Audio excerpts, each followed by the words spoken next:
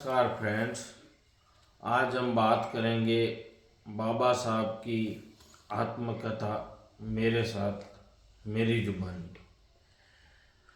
वो लिखते हैं कि क्या मैं वह नहीं हूँ।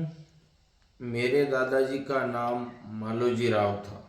उनका एक छोटा भाई था जो 14-15 साल की उम्र में साधु मंडली के साथ घर छोड़कर लगभग 24 साल बाद वापस आया था।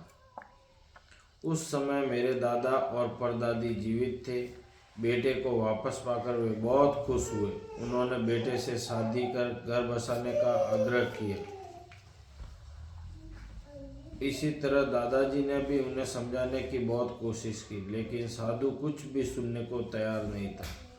वह दादाजी को एकांत में ले गया और बोला, इतने वर्षों तक तपस्या करने के बाद मुझे अभी भी संतोष नहीं हुआ है और मैं कुछ और वर्ष तपस्या करना चाहता हूँ, तो मुझे जाने दो।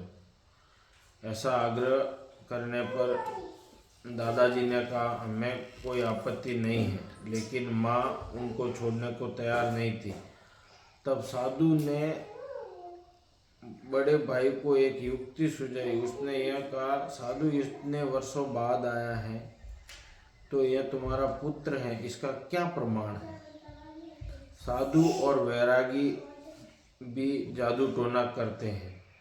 जादू टोना करके परिवार और संपत्ति को धोखा दे सकता है। यह साधु इसलिए साधु जाए तो उसे जाने दो, जिद मत करो। इतना सुनकर माँ ने साधु को जाने की इजाज़त दे दी। इसके ठीक 20 साल बाद साधु फिर आया, लेकिन तब तक माँ गुजर चुकी थी और साधु भी बूढ़ा हो गया।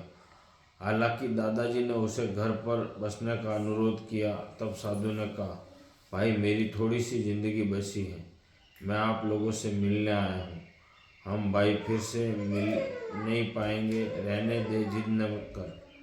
जाते समय मैं तुम्हें वचन दे रहा हूँ, तेरी तीसरी पीढ़ी में एक मुक्तिदाता जन्म लेगा। वह अपनी तीसरी पीढ़ी का उद्धार करेगा। ऐसा शुभ संदेश देकर साधु हमेशा के लिए चला गया। फिर कभी कभी मेरे भाई, ये बाबा साहब कह रहे हैं कि फिर कभी कभी मेरे मन में विचार आता है कि मेरी बुद्धि इतनी तीक्ष्ण है, तो उस ऋषि की भविष्यवाणी के अनुसार क्या मैं तीसरी पीढ़ी का रक्षक तो नहीं। आज तक उन्होंने कहा है, उनके साधु के आशीर्वाद के अनुसार आगे बढ़ेंगे। धन्यवाद।